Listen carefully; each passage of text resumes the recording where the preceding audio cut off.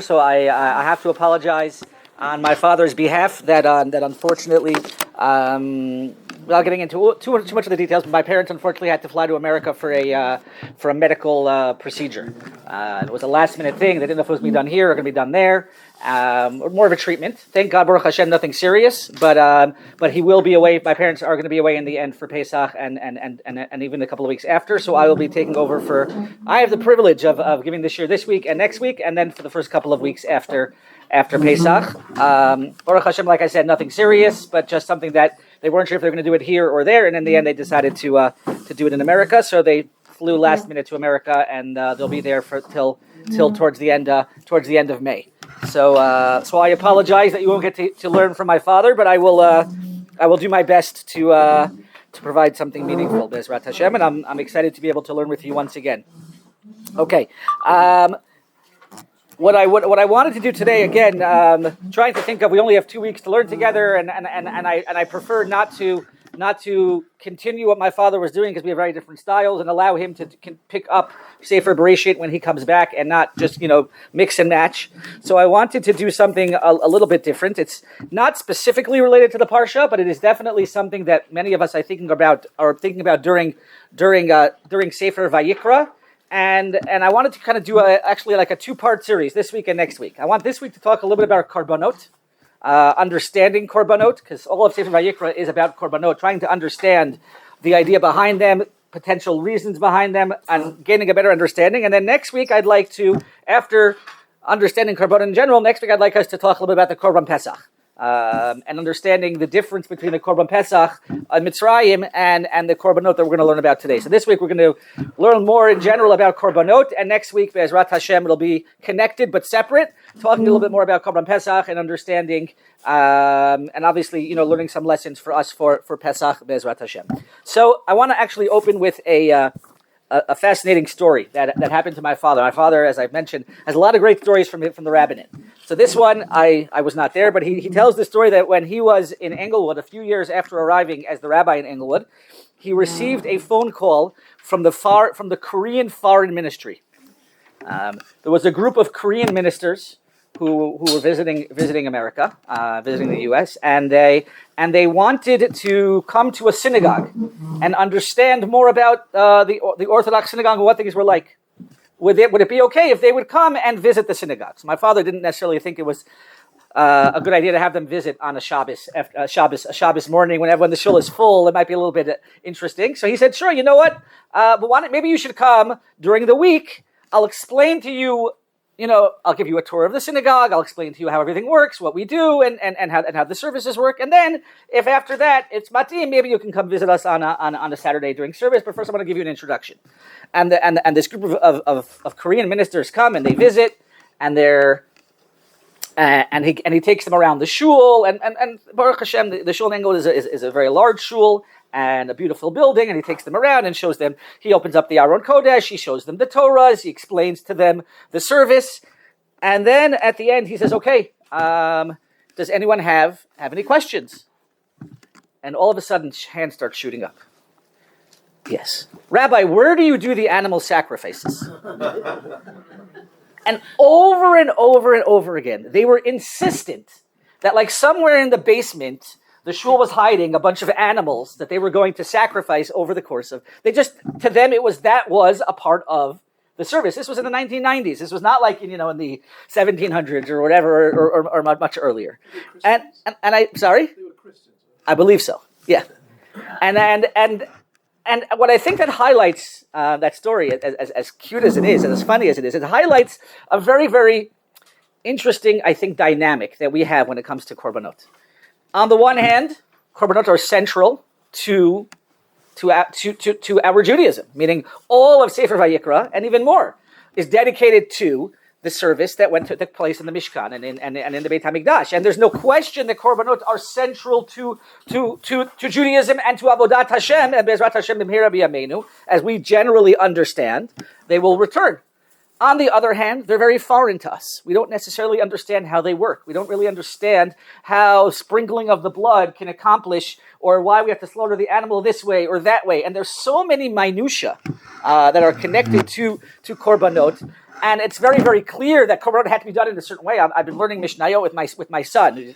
We learned Mishnayot towards his bar mitzvah. Now his bar mitzvah has passed, but we still didn't finish all of the 6 books of the Mishnah. So now we're learning. We did Zvachim, and now we're doing Chulin. And one of the things I've learned very quickly is there's a lot of details. Every single korban has a tremendous amount of minutia that are involved, and if you make one small mistake or one small change, it totally changes the dynamic. Kosher, not kosher. Sometimes it's kosher b'diavad, sometimes it's not. Depends on the korban. This had to be sprinkled over here. This had to be sprinkled over there, and there's so much to korbanot that on the one hand we understand, I think, from an intellectual perspective, to be important. And Veharai, and one of the proofs is that many of the outsiders still think apparently that we do it because look how prominent it is in the Torah. On the other hand, we haven't done it for thousands of years, and to many of our modern sensibilities, it sounds to be, again, some would suggest it's cruel, but I don't know if we want to go there. But it just seems to be weird.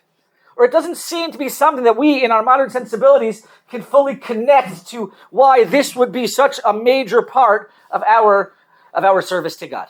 So what I'd like to try to do today is to see a whole range of understandings, a whole range of opinions, trying to really just uncover exactly what Korbanot are all about.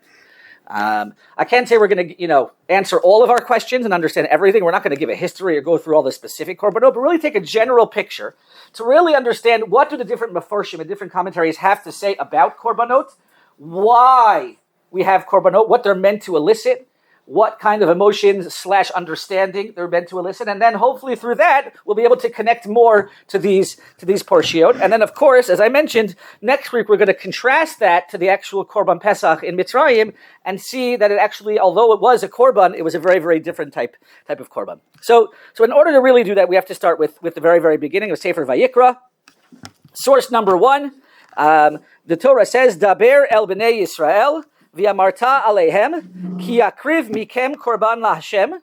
So Hashem tells Moshe, you should say to Bnei Yisrael, when a person brings from you a korban laHashem, min habehema, min habakar, umin hatzon, from an animal, from a cattle, or from sheep, takrivu et korbanchem. You should bring close your korban. And then, again, the Torah goes in, we're skipping a little bit right now, for just for time purposes, describes how it's going to be done. And at the very end, the pasuk ends, V'kirbo ukra'av yirchatz b'mayim, the insides of the animal, you need to wash them with water. V'hiktir ha'kohen et ha'kol ha'mizbecha, and then you're supposed to burn everything on the mizbeach. This was olah ishay reach nichoach laHashem. Okay, this was a korban olah. Korban olah specifically was burnt entirely on the mizbeach. And then the pasuk ends by calling it a reach nichoach. Okay. So the first person who kind of wanted to just discuss, the first approach to Korbanot is Rashi right here on the spot. And Rashi kind of, as we're going to see, in one small comment, kind of puts a halt to much of our discussion. Says Rashi, what does it mean, Reach Nichoach? Nachat Ruach Lefanai. This is going to be something that's going to be a pleasant smell, something that I am going to appreciate and be thankful for. She'amarti v'na'aseh ritzoni. Because I told you to do it, and you fulfilled my will. Now Rashi isn't saying this explicitly. He actually says this in a number of other places. But Rashi seems to be hinting at, and then on some level might put a hold to our entire discussion, which is, on some level, what are korbanot? They are a chok. They are something that we don't fully understand, and we're never going to fully understand them. So why do we do them? Because God commanded us to. And on some level, when it comes to certain mitzvot, and really all mitzvot, we do them because HaKadosh Baruch Hu commanded us. As we know, as many of us are familiar with, generally mitzvot are divided into 2 categories, what are called chukim and mishpatim. Mishpatim generally refers to laws that are more logical in nature, ones that make more sense to us, like don't murder, don't steal, don't commit adultery, things that a normal society, a standard society, would establish themselves even if HaKadosh Baruch Hu hadn't commanded it. And then there are laws that are called chukim. Chukim are generally understood to be mitzvot that, and again, here also there's an interesting range, either have no reason, or, and the simpler understanding is, they have a reason that we don't simply understand. And when HaKadosh Baruch Hu tells us to do them, we do them. A classic example would be shatnez, right? Why can't I have a beggar that has wool and linen? Okay, or even certain aspects of kashrus, or there are many mitzvot like that where we don't really understand why can't I have kilayim, why can I mix certain plants in the ground. Lots of mitzvot like that where we don't fully understand them. A paraduma is a classic. Zos kukata Torah, right? How is it that the red heifer purifies somebody? How does that work? And how is it that the red heifer purifies somebody? The person who brings it himself becomes impure. There's many aspects to these mitzvot that we don't fully understand. On some level, korbanot are a classic chok. They are a mitzvah that although there might be certain things that we can glean from them, but generally we're never going to fully understand everything. And why do we do them? Because the Kadosh Baruch Hu told us to. Now, what's the value in that? What's the value in that? I mean, one of the things that I remember I would always tell when I was younger, I told myself I would never say to my kids when they would say to me, "Why do I have to do this?" Because I said so. And yet somehow I still manage to find myself doing that every once in a while, right? Everyone hates the because I said so. Okay, so then why would a Kadosh Baruch Hu do that? Why would what's the value in having mitzvot that we're never going to fully understand, and yet we do them anyway? Anyone have a suggestion? Emunah. Emunah, good. What do you mean? Well, if you're doing it just because HaKadosh Baruch Hu is telling you to do it, you're doing it because you believe that there's a reason for it. I don't have to understand the reason. Excellent. But it's good enough. Excellent. And then I think another way of understanding it, and I think you're 100% right, is it establishes a certain authority. Right? It shows that HaKadosh Baruch Hu is the authority, and there's value to doing something because the authority told you to do it. It might not be easy, and I don't know if as parents we should always, rely on that authority. It might be more valuable to try. We can argue about that, whether or not it's more valuable to rely on that authority or to try to explain things to our children. But when it comes to a relationship with the Almighty, who is the clear authority, then it would seem to be that there is a value in learning and being trained to listen to what HaKadosh Baruch Hu says. Okay, the Rav Soloveitchik used to talk about this a lot in general, about the idea of being willing to annul our will, submit our will to HaKadosh Baruch Hu. Right? There's something very, very important in being able to do that. And therefore, perhaps, at least what we see here in Rashi, is that the idea was, the part of the reason why we have the Chukim, the reason for the Korbanot was, HaKadosh Baruch Hu told us to do it. He wants to see that we're going to do it. And by listening to him, we bring Nachas Ruach to HaKadosh Baruch Hu. If you look here in source number 2, I brought you the Soloveitchik, who also says something very, very similar. This suggests that the Chok can be defined as an absolute norm and an ultimate command, demanding total submission without reservation. It is to be affirmed even if the Satan and the nations of the world taunt Israel, ridiculing its irrationality.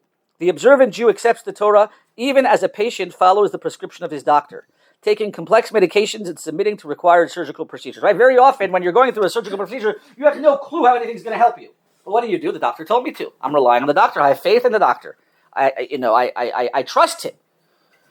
We may seek to understand and make all possible inquiries, but ultimately we accept it on faith.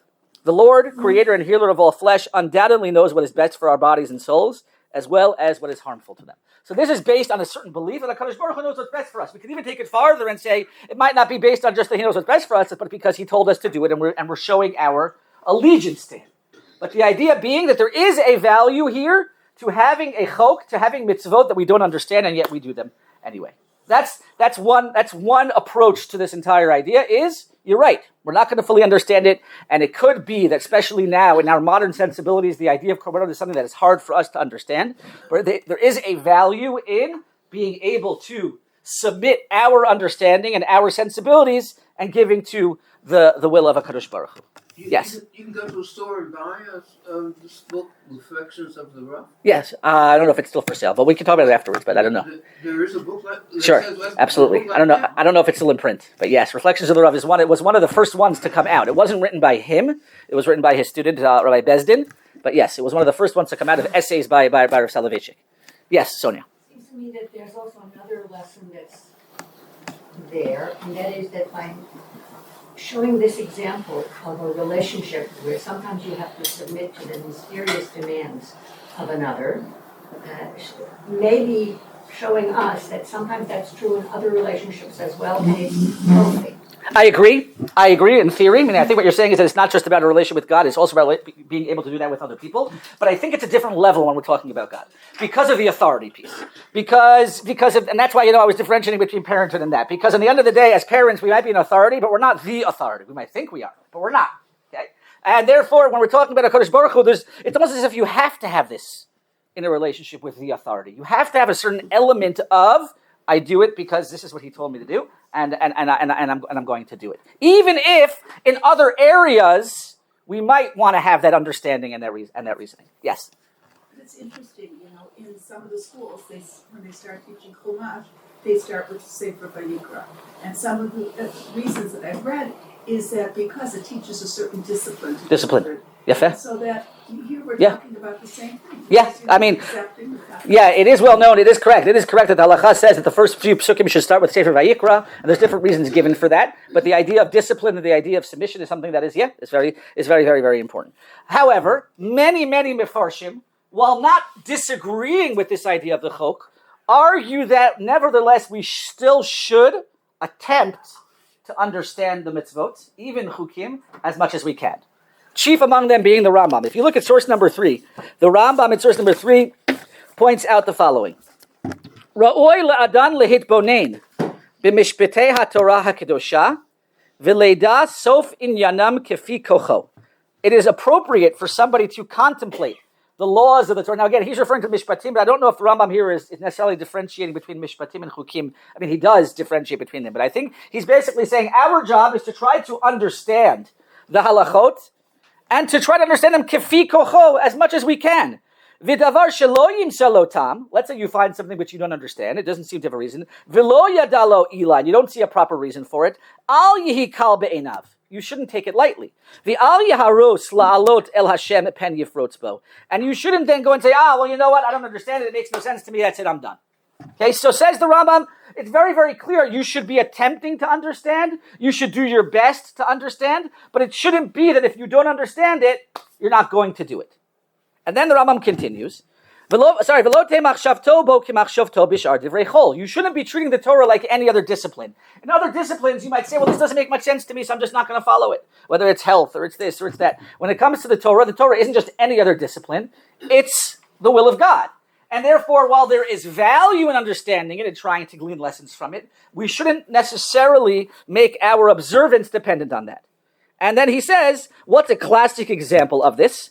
V'kol haKorbanot kulan michlal hachukim heim. Right? What is a classic chok? A chok which somebody wouldn't understand. He says Korbanot are the classic chok. So it's interesting that in the same halacha, the Rambam will call the Korbanot a chok, but nevertheless still say that we should be attempting to understand whatever we can. We're not going to fully understand it, but we should be understanding it. And in fact, the Rambam in Moreh Nevuchim gives a couple of very, very fascinating and actually controversial explanations for Korbanot. The Rambam in Moreh Nevuchim in 2 different places gives what seem to be almost 2 opposite explanations of Korbanot and why HaKadosh Baruch Hu commanded Korbanot. And I'd like to review them quickly with you. The first one in source number 4, where the Rambam suggests, and this is a relatively well-known idea that you may have heard, that the reason why God commanded Korbanot was because this was what OUisrael got used to in Mitzrayim. This is what they observed for the 210 years they were in Mitzrayim, and that was how they saw the culture around them serving their God. If you look here, look at the word, source number 4. Ukimozot hahanaga be'atzma min hamanhika hu yisparach bo dvarim rabim mitoratenu. How did all these things come into our Torah? Min hahefech el hahefech pitom. Says the Rambam, it is very, very hard for somebody to go from one extreme to the other suddenly. It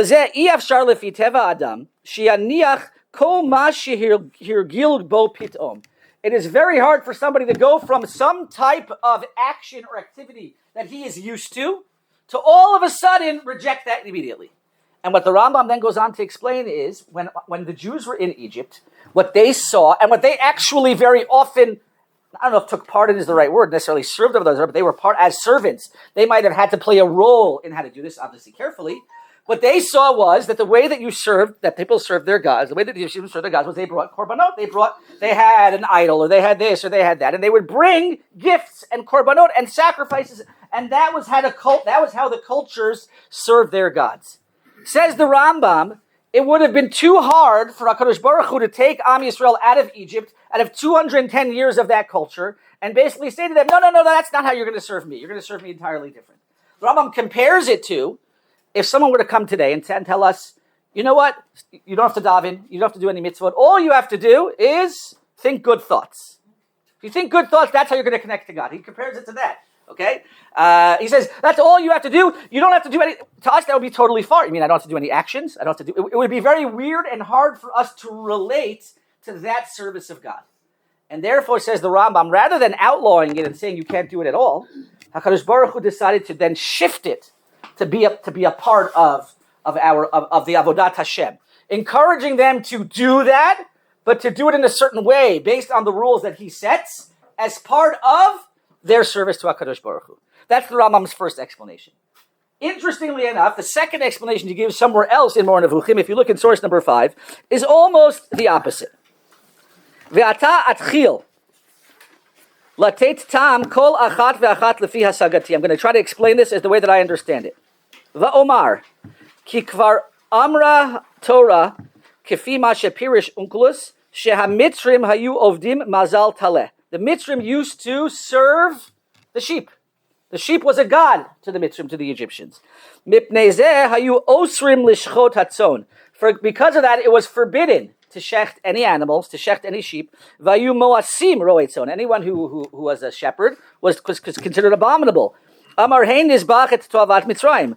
Aval shchitat habakar kimat shayu moasim oto rov ovdei avodah zarah. V'kulam hayu magdilim zeh hamin meod. ולזה תמצא אנשי הודו עד היום שלא ישחטו הבקר כלל, ואפילו בארצות אשר ישחטו שאר מיני בעלי חיים. He says, therefore, you have certain cultures that even till today, apparently, there are certain animals that they won't shecht out of a certain tradition that they have for certain animals being a god. And because this was, for the Egyptians, the sheep was the symbol of God and of power, in order for the Jews to break that connection or that association, what did HaKadosh Baruch Hu command them to do? To shecht it. Not just the Korban Pesach, by the way, which is obviously one idea, but it was that to make that a part of our Avodat Hashem. Part of our Avodat Hashem, said HaKadosh Baruch Hu, is what should you be doing? Where should the Korbanot be coming from? From the sheep, from the goat, from the cow. Specifically those types of animals that the Egyptians considered to be a god. Those are the ones that you're now going to bring your Korbanot from.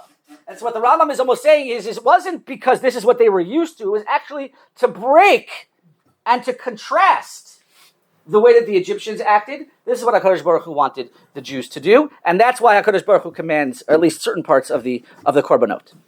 Now this Rambam is very, very controversial. Why is this Rambam controversial? Or challenging? What are some challenges? What's wrong? Again, they're similar but different ideas. What's one challenge? Because you could have said, it's a good idea, but let's do it for a year. And then... if it was just about breaking it, then why does it have to be permanent? And why does it have to be part of our... Good. Even more than that. What else? Not all Korbanot are from sheep. Not all Korbanot. True. Excellent. Not all Korbanot are from sheep. So therefore that second answer. But something more fundamental. According to the Rambam, had there not been the Shibud in Mitzrayim, there wouldn't be Korbanot, which means something so fundamental to our Judaism was only given as a concession to the Jews, to a concession to their weakness, to a concession to something that they experienced, as opposed to saying the Korbanot have inherent value because of what they represent and what they are. Oh, because they were in Egypt and they got used to it, so therefore HaKadosh Baruch Hu said, well, you can't break it, so then that's why we have Korbanot. That's why we have the Kohen Gadol. We have the Avodah and Yom Kippurim. We have the Kohen Gadol every single day, the Beit HaMikdash. So much of our Judaism will revolve and did revolve, and even today is associated with the Beit HaMikdash and the Mishkan, and that was all just a concession. That's one thing that the Ramban asks on the Rambam. That's not so difficult because the whole concept of Pesach, is based on the Shibud Mitzrayim. The whole Geulah is based on Shibud Mitzrayim. Correct. Obviously, but I think it's not even just about the historical question. It's just more the implication that this was more of a concession to who we are, as opposed to an ideal way to serve HaKadosh Baruch Hu, is something that the Ramban found difficult. That's what I'm meaning. That's the way I would say. But yes. Well, that's true. No. So to say that we commemorate what happened is one thing, but to then say that the entire enterprise of Korbanot and everything, which was so central, that I think is a challenge. The Rambam has another challenge. Yes. Also, same thing with Eved Ivri. He's putting it on the same. Correct. The Rambam has in other places as well done this. Meaning there are some who suggest that part of Eved Ivri, the whole enterprise of having a servant and having servants was a concession to human frailty or to what they were used to the times. Again, whenever you say that, there's always going to be potential controversy because you're suggesting that there's a certain amount of what's happening in the Torah that's connected to the times, which is certainly in and of itself a controversial thing, but I think with the Korbanot it makes it even more. Another question, the Ramban asked this question, he says, wait a second, are you implying that Korbanot weren't brought before Sefer Shemot? What about the Korbanot of Adam HaRishon? What about the Korbanot of all the Avos? Are you implying that was all just, meaning that Jews have been bringing Korbanot to HaKadosh Baruch Hu since the beginning of creation? And you're suggesting that all of that was just, where did that come from? Okay, so if you look here, look in source number 6. The Ramban is not very happy. He takes the Rambam to task on this. V'hinei hem divrei havai. We didn't bring it, but he quotes the Rambam, and he says, these are divrei havai. This makes no sense. Yirpeu shever gadol v'kushya rabba al nikleh. Yasu shulchan Hashem migoal. She'enu rak lotzi miliban shel risha'im b'tipshei ha'olam. I'm not going to translate every single part, but the last part there is he's saying, you're taking the Shulchan Hashem, this table of God, and you're turning it into this basically this concession to the weak Jews who got used to something and couldn't live without it. That's what Korbanot are all about. The Torah calls them a lechem isher reach nichoach. It's not just this thing that we do because we don't have a choice, or because we're just used to it. It's much greater than that. And then he continues, V'hine Noach, b'tzeito min ha'teva shloshet banav, ein ba'olam kasti o mitzri hikriv korban. Right? Noach, when there was no one else in the world, there was no one else there, he brought a korban. Vayitev b'nei Hashem, v'yamar ba vayareach Hashem et reach nichoach. V'lashon ha'korbanot et korbani lachmi le'ishai reach nichochi, v'chalila shelo yeh behem shum to'elet v'ratzon rak sholalut avodah zarah midas hashotim. He says, Chas v'sholom, that you would suggest, after all that we have in the beautiful descriptions of the Korbanot, for you to suggest that this is just a concession to the weak Jews who were used to what was going on. Says the Ramban, it can't be that. It's got to be much, much more. And the Ramban goes on to suggest the following idea. V'yoter ra'oi l'shmoa hata'am shomrim b'hem. He says, I want to give you another suggestion. What is the value? What is the idea behind Korbanot? Ki ba'avor shema'aseh b'nei adam nigmarim b'machshava b'dibor u'b'maseh. Says the Ramban, a person's actions, or when a person does something, it usually is taking place in one of, or sometimes all, 3 realms. Ma'achshava, thought, dibor, speech, and maseh, action. And when a person sins, very often he is sinning, or the sin involves all 3 of these realms. Tziva Hashem ki kasher yechata. Therefore, God commanded when a person sins, yavi korban, he should bring a korban. Yismoch yadav alav kineged hamaseh. So what do? You should, part of the bringing the korban is what's called smicha, where the owner would lean on the animal, and says the Ramban, that's to correspond to any sin that was done in action. V'yitvadeh b'piv kineged ha'dibor. He should do vidoy. He would say the vidoy, the confession, I did this sin and I'm sorry. And that was corresponding to any sin in speech.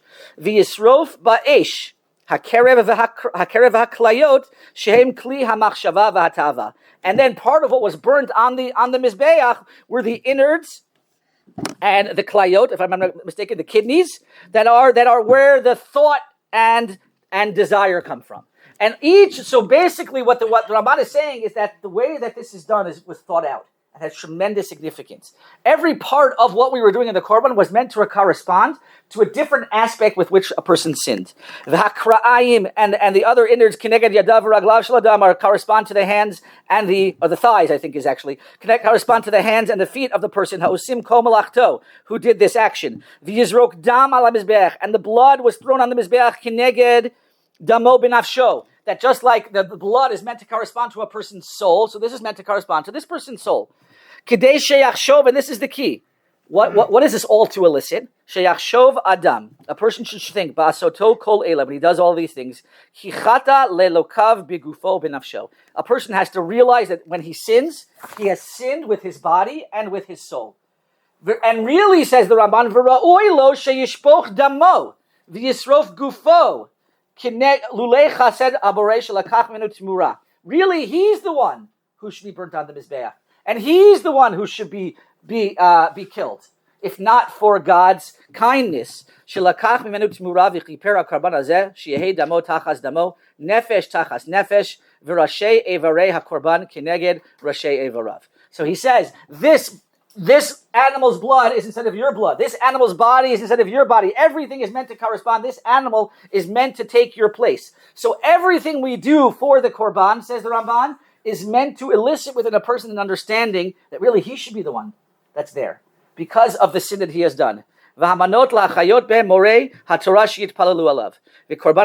so again, so what the Ramban is suggesting here is again that the purpose of the Korban is so that a person realizes the gravity of his sin, and hopefully through this he will do teshuvah. Okay? Sefer HaChinuch also makes a similar suggestion where he suggests the similar idea, and he says the following. Halo Amarnu, and this is a famous idea, the Sefer HaChinuch. The Sefer HaChinuch has mentioned in many different places the idea, a concept called Acharei HaPu'ulot Nimshachot HaLivavot. This is a relatively famous idea. That after a person's thoughts follow his actions. Acharei HaPu'ulot, following his actions, Nimshachot HaLivavot. When a person does certain things, that often causes a change within him. So says the Sefer HaChinuch, Amarnu Ikarei HaLivavot Tluyin Achar HaPu'ulot. That a person's thoughts, a person's inside, a person's inner world, very often is taken or impacted by the things that he does. Therefore, if a person sins to God, says the Sefer HaChinuch, you can't just, get up and just say, I'm sorry, God, I did it, and just, do confession. You need to do much more than that. Confession enough isn't going to change you, isn't going to impact you. Shiomar beinola kotel chatati lo sifod, right? To just stand there at the wall and say, I'm sorry, God, I won't do it again. When you do an action, al davar chato, for the sin, lakachat mimichla otav atudim, when you have to take something which belongs to you, which costs a lot of money. Back in the day, these animals were not cheap, and you had to take something which was valuable to you and bring it to HaKadosh Baruch Hu and bring it to the Beit HaMikdash. That entire process, says the Sefer HaChinuch, was meant to elicit a certain okay, I've done something serious here. Right? If all you needed to do after you sin was just get up and confess, it'd be a lot easier. But you needed to do much more. And that process of doing much more was meant to elicit within the person an understanding of what he had done. And you have to bring it to the Kohen.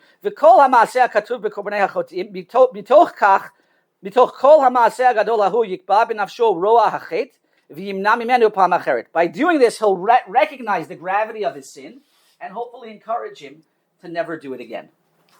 And then the Sefer HaChinuch says something else. We won't do it inside. He then says something very, very fascinating. He says a part of the idea of why you have to bring an animal is because fundamentally, there is not much of a difference between mankind and animals. What's the main difference? Our ability to think, seicha. Our ability to think, our ability to actually communicate as well. And says the Sefer HaChinuch, when a person sins, he is misusing the seichel that he has been given, and he's almost acting as if he were an animal. And therefore, we are commanded to bring the animal to show that when we sinned, the Gemara says that a person doesn't sin unless nichnas bo ruach shtus, unless there's some kind of spirit that comes and causes him to sin.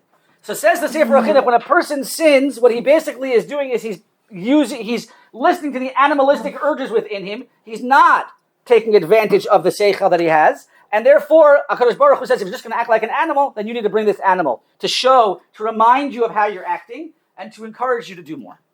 Okay, so what we've seen in the Ramban so far, the Ramban and the Sefer HaChinuch, is another suggestion, which is that there is tremendous meaning in the actions of the Korbanot. And fundamentally what it's about is to encourage a person to be thoughtful, to encourage a person to think, and to be understanding of what he's doing. But there's one challenge to this. Because what the Ramban and the Sefer HaChinuch have described is one small percentage of the Korbanot. What they've basically described are Korbanot that a person brings when? Chatas. Maybe Asham, if you want to suggest, right? When a person sins, so you have to do these things already in Shuvah. There are a lot more Korbanot that took place in the Beit HaMikdash and in the Mishkan besides those two Korbanot. And so we're still left with, okay, well, then what's the purpose of the Korbanot Tamid? I mean, the Ramban does have a hint here at the very, very end, but there's more to it. What about the Korbanot Tamid? What about the Korbanot Olav Yored? What about so many different Korbanot? The Korbanot Tzibor that were brought. The Korbanot on Yom Kippur. There was so much that's happening here that wasn't even uncovered yet. And so if you look and just to bring, again, there's so many different sources from which we could glean here. But Rav Hirsch, in 19 letters, Rav Shimshon Raphael Hirsch, he was very big on symbols. Anyone who's ever read Rosh, that much of Judaism he put a tremendous amount of importance into the symbols of Judaism and the lessons we can learn from them. And he very briefly here, I brought it for you, goes through the different categories of Korbanot to show how every single category was meant to teach us a different lesson. So just to read a little bit of this inside. Source number 8. Formerly, we had also for this purpose the symbolic actions of the sacrifices. Pure symbols both in what they represented and in how they were offered. The temple itself represented the abode of the Torah, which is Yisrael's focal point and the source of sanctity for its life. In it, the Aron represented the concept that the Torah is God-given, and the menorah and the shulchan, the concept that the physical and mental faculties needed for implementation of the Torah are God-given too. The sacrifices involved, and now he's going to go through different aspects of the sacrifices and try to glean different midot that we're meant to learn from the sacrifices. Sacrifices involved divesting ourselves of sensuality, hatkarat hakaved vaklayot, the fact that we burnt the kaved, the liver and the kidneys, and selfishness, which is hatkarat hachelev, chelev is the fats, and consecrating to God our life, zrikat hadam, by the dam is where our life comes from, our sentiments, the ketores, and indeed our entire personality by fulfilling the Torah. So in just these few lines, it's fascinating to see. We're not going to spend time on each one, but in just those few lines, he's developing from every single korban a different method, a different value, and a different midah that we can gain. By means of these sacrificial actions, we were able to express our striving to, number 1, consecrate ourselves to God through the fulfillment of Torah, the Olah. And Olah was a korban that was brought entirely on the Mizbeach, and that represents our willingness to consecrate our entire lives to God. That's what the Olah represents.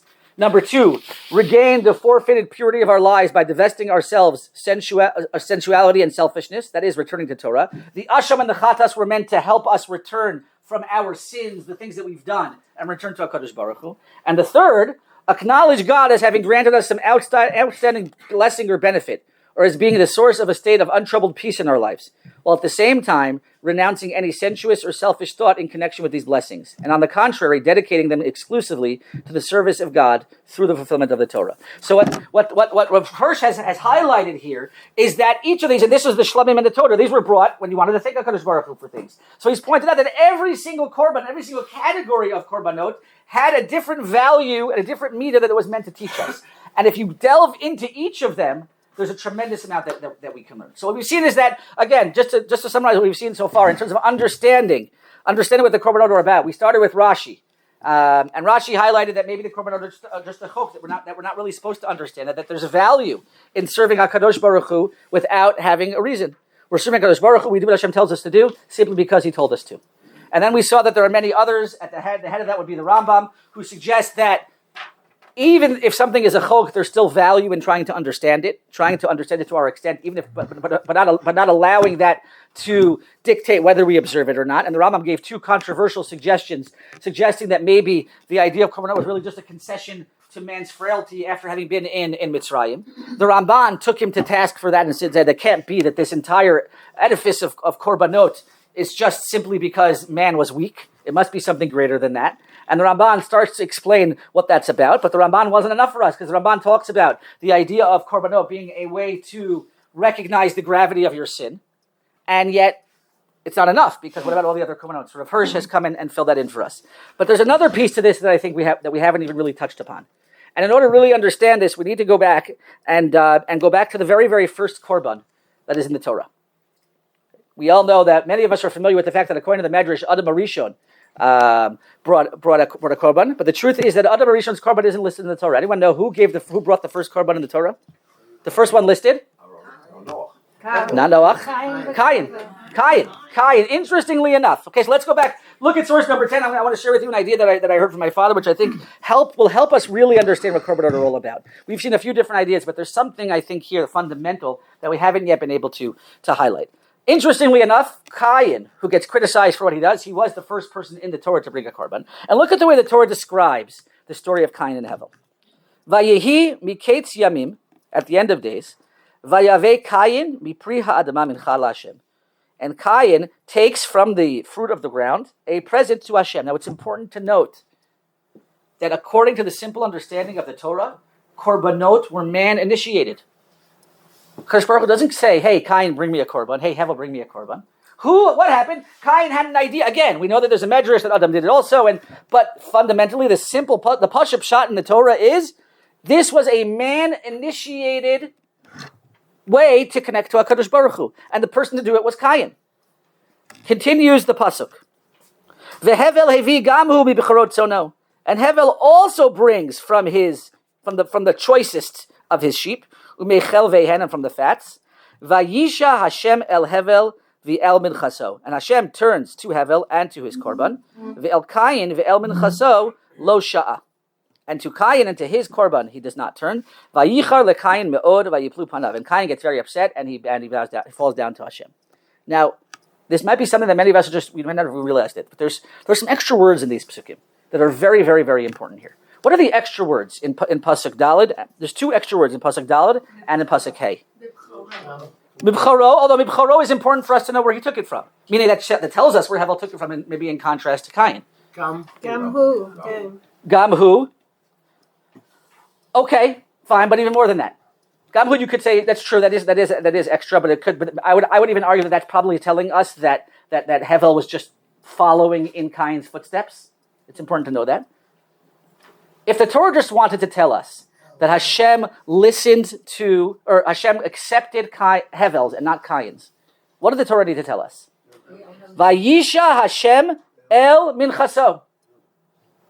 Hashem, right? Hevel brought a korban, and Hashem turned to that korban.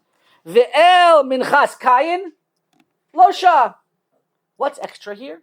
Hashem enters the Torah. The Torah specifically brings in el Cain, el Hevel ve'el minchato sha'a, ve'el Cain ve'el minchato lo sha. What do you think the Torah is hinting at here?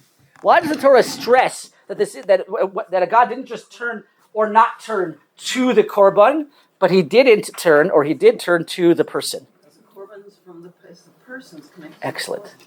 At the very, very beginning of Korbanot, what we're learning here is what's the most important part of the korban that HaKadosh Baruch Hu cares about? Not the actual korban, it's the person. It's the person. Why did HaKadosh Baruch Hu fundamentally turn to Hevel and not turn to Cain? And Cain, we know, got upset, and Cain, we know, complained, and it wasn't necessarily about what was brought. It had to do, seemingly, according to the simple understanding of the Torah, it had to do with the way they brought it. It had to do with what Hevel had in mind, and it had to do with what Cain had in mind. And that was what HaKadosh Baruch Hu was turning to or not turning to. Because when we talk about Korbanot, what's the purpose of Korbanot fundamentally? Coming closer to HaKadosh Baruch Hu. Korbanot, for everything that we've seen, this interpretation, that interpretation, fundamentally, the goal of Korbanot is from the word lehit karev, karov. The purpose of Korbanot is to come close to HaKadosh Baruch Hu. And for whatever reason, HaKadosh Baruch Hu, we don't necessarily know why. For whatever reason, HaKadosh Baruch Hu didn't feel that closeness in Cain's Korban, and he did feel that closeness in Hevel's Korban, and therefore he responded to Hevel, and he did not respond to Cain. Already in the very, very beginning of Korbanot, we see it's man-initiated, and we see very clearly the purpose of Korbanot, first and foremost, is to come close and have a relationship with HaKadosh Baruch Hu. That's why HaKadosh Baruch Hu. And then if we go back, by the way, if we now turn back, we don't have to do it all together, but if you look back at the very beginning of VAYIKRA, the first pasuk in Sefer VAYIKRA, the pasuk says, Adam ki yakriv mikem. If a person will bring from you a korban. Say the Mefarshim, the word mikem is extra. What do you mean from you? Of course you're bringing it from you. Where else are you going to bring your korban? It should just say, Adam ki yakriv korban laHashem. Say the Mefarshim, what's the real lesson? What's the purpose of the korban? It's got to be from you. It's got to be mikem. It's got to be from you. That's what HaKadosh Baruch Hu wants to see more than anything else. More than anything else in any of these korbanot, whether it's a korban because you sinned, or it's a korban because you want to thank Hashem, or it's a korban because you just want to bring a gift to HaKadosh Baruch Hu, what HaKadosh Baruch Hu wants more than anything else is us to come close. And that's what korbanot are really all about.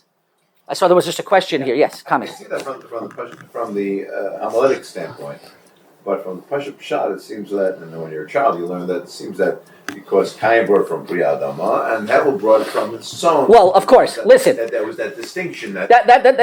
True. That doesn't contradict this. It could be that how he brought.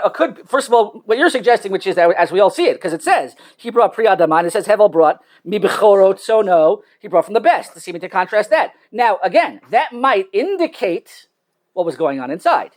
So it's not necessarily contradictory. It could be that it's just important to know that those are all just inferences. We don't really know why Hashem turned to one and not to the other. But what seems clear is that it wasn't just about the korban, it was about the person. Because otherwise, that's what the Torah seems to be indicating there. What the issue with one person, with Cain versus Hevel was, so one hint is, as you suggested, this point. Of course, exactly, 100%, yes. So that's a good way of proving that you get no benefit from the korban. What you get benefit from is who you are and how you're expressing yourself. Not that one brought this and one brought that. Okay, good. So, Yes. if that's true, then why are Korbanot significant? What's significant is how you approach God. Okay, so if I understand your question, if I understood the question correctly, what you're basically saying is if it's all about how we approach God, then why does it have to be in a specific way? Or why does it have to be specific? Why does it have to be mandated in a certain way? Why does it have specific details? And I think that's a very, very good question. What I would think is that there always needs to be a balance. Meaning, if it was always about serving God or coming close to God in the way that I want to, then that, meaning when we're talking about a relationship with people, you might have a way that you want to come close to Kadosh Baruch Hu, but you also have to find out how Kadosh Baruch Hu wants you to come close to Him. Meaning, you might think that I'm going to come close to God. A classic example would be tefillah. Why do we have to have an institution of davening 3 times a day? This text, that text. Why can't I just jump up and down and say I'm davening to God? Because if you leave it up to that, there has to be a balance between what the person themselves wants to bring and certainly what the person who's receiving wants to accept. And here, Kadosh Baruch Hu is basically saying, this is the best way to serve me. I'm going to give you a range of ways to do it within a certain range, but there still are certain ways to do it. There has to be a certain way that it's commanded. But the tefillot have taken the place of korbanot. That's also true. For the last 2500 years. Yes. And that's what we're used to, and not korbanot. Correct. Korbanot will take us away from God rather than closer. So that's a good question. I think that it might. I understand what you're saying. I think that again that gets to our modern sensibilities. Meaning, I think what you're suggesting is that I don't know if I would say that the korbanot will take us away from God. I think what you mean to be saying. I don't know. I don't want to speak for you. Is that given our modern sensitivities, it's hard for us to understand how korbanot can bring us close to God. And that's and that's a question that I think some people struggle with more than others. And it's okay. And it's okay to raise that question. I think for some people it'll be harder to understand than others. But nevertheless, to say that it'll take us away from God is a harder thing to say because, it's in the Torah. It's what God is commanding us to do. No one knows what's going to be in the times of Mashiach. No one knows exactly how things are going to look. I almost kind of look at it as it's just a vision. For those of us who have walked into like a shtiblach, and you walk into a shtiblach and you have like that screen that says like, okay, this minyan's going to be here, mincha here in 20 minutes. So I just had this vision of like walking into the Beit HaMikdash, it's going to be like Korban Toda in room number 3, Korban Toda over here. That's just like the vision that I have. Meaning, we don't know what it's going to look like. We don't know. And we don't know what the reality is going to be. There are some who suggest, and again, I don't think I'm going to mention it, I don't think it's mainstream, but it is an understanding. There are some who suggest that maybe there won't be korbanot. I don't think that's the mainstream approach. I'm not here to, again, I don't want to say what's right and what's wrong. That's not my place. The mainstream approach is that there will be korbanot, and that maybe it'll be done in a way that we're more sensitive to. I don't know. That's a very good question, but it's still something that at least we have to understand has a tremendous amount to share and for us to learn from, even without necessarily knowing what's going to be b'mher b'yameinu when Mashiach comes. Why do we have that belief that it will be in the time of Hashem? Where does that come from? Is there a pasuk that says that, or I think that okay. So the question, just because of time, I'll spend 1 minute on it, and then again, and this isn't meaning I can't. I'm definitely not an authority on this, but as I understand it, the question was, how do we know that it actually will take place? I mean, I think there's no indication otherwise. Meaning, we're davening the Beit HaMikdash will be rebuilt, and the way that we understand what the Beit HaMikdash served as was the center for Avodat Hashem as Korbanot were done. That was what the Beit HaMikdash was. No, I think so. I think the indication is it's eternal. Meaning, I don't need anyone to tell me that I'm going to wear tefillin or I'm going to do other mitzvot. The assumption is that is what we're davening for. That was what we're praying for. Yeah, I mean that is the assumption. There's no indication otherwise, and we're davening for the Beit HaMikdash, and that was what the Beit HaMikdash was. To suggest the Beit HaMikdash will be something else, I think we would need more evidence to suggest that, because otherwise, that is how we serve God in the Kodesh Baruch Hu in the Beit HaMikdash. So again, I'm not. It's definitely something that I think all of us think about, and some of us struggle with more. There's no reason to deny the struggle. But I want to just end with two comments. Once we have this understanding of coming close to HaKadosh Baruch Hu, Korbanot are fundamentally about coming close to HaKadosh Baruch Hu. I think that changes things a little bit. Because until now, the perspective was more about getting repentance and learning and teaching ourselves how much we've sinned. Once we realize that Korbanot are fundamentally a little bit different, it's about coming close to HaKadosh Baruch Hu, the question becomes, how do Korbanot accomplish that? How do Korbanot accomplish that? So I'd like to bring you two suggestions. We look at source number 12. I'd like to bring you an idea that my father writes in his book, which I think is a beautiful and an original idea that I think is different, and that I think is important to understand. It says, my father suggests, how do Korbanot help us become close to God? Because if we think about it, what Korbanot really are is basically a shared meal with HaKadosh Baruch Hu. Look at source number 12. In contrast to the classical sacrifices consumed entirely on the altar, Korbanot were, in large measure, shared meals with God. Faced with the naturally developing distance between man and his Creator, forced to address the separation from God that results from sin, the Torah proposes a path astoundingly profound in its simplicity. Invite God to your table. A korban, deriving from the word karov, to draw near, is the mechanism through which an individual can begin to repair and reestablish his relationship with a personal God. Just as in the human realm, a shared meal is a powerful relational tool, so too a meal consumed with God's symbolic participation can begin to address his estrangement from our lives. Consumed with pomp and circumstance in the very shadow of the holy temple, with some portions placed upon the altar and others shared with the priests, and often with the supplicants themselves, each korban became a potentially rehabilitative tool. God's presence as an invited, honored guest was palpable and concrete. To the participants, these observances were far from meaningful rituals. They were instead shared meals with God, the first step to a fuller awareness of the divine in their lives. Okay, so a very beautiful idea that how do the Korbanot accomplish this? Many of the Korbanot involved, some of it was burned on the Mizbeach, some of it was given to the Kohanim, and some of it was given to the owner. And the idea was, we're going to have this meal together with HaKadosh Baruch Hu. And the final idea of how perhaps this creates closeness is suggested by Rav Jonathan Sachs, when he points out that perhaps the way the Korbanot create this connection with God is because what Korbanot do is demands of us to give to HaKadosh Baruch Hu. Because if you think about it, does God really need what we're going to give to him? No. But nevertheless, just like a parent, when a young child gives a parent a picture that he made for him, the parent will treasure that forever because it came from that child. And the child will feel proud of the fact that the parent accepted something from him. Part of what Korbanot are meant to be is us taking things that are meaningful to us, that cost money, that are valuable, and us giving it to HaKadosh Baruch Hu, and that itself is meant to create this connection. I'll read it with you, and with that we'll end. The Hebrew word for sacrifice is korban, which comes from the root that means to come, to bring, close. The essential problem to which sacrifice is an answer is, how can we come close to God? This is a profound question, perhaps the question of the religious life.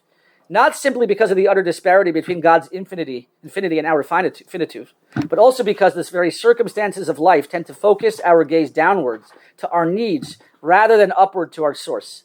The Hebrew word for universe, olam, is connected to the verb meaning to hide. The physical world is a place in which the presence of God is real, yet hidden. Our horizon of consciousness is foreshortened. We focus on our own devices and desires, yet we walk in God's light, but often our minds are on other things. And how do we come close to God? By an act of renunciation, by giving something away, specifically by giving something back. The sacrifices of the biblical age were ways in which the individual or the nation as a whole, in effect, said, what we have, God, is really yours. The world exists because of you. We exist because of you. Nothing we have is ultimately ours. The fundamental gesture of sacrifice on the face of it is absurd. What we give to God is something that already belongs to him. Yet to give back to God is one of the most profound instincts of the soul. Doing so, we acknowledge our dependency. We cast off the carapace of self-absorption. That is why, in one of the most striking phrases, the Torah speaks of sacrifice as being reach nichoach, a sweet savor to a God.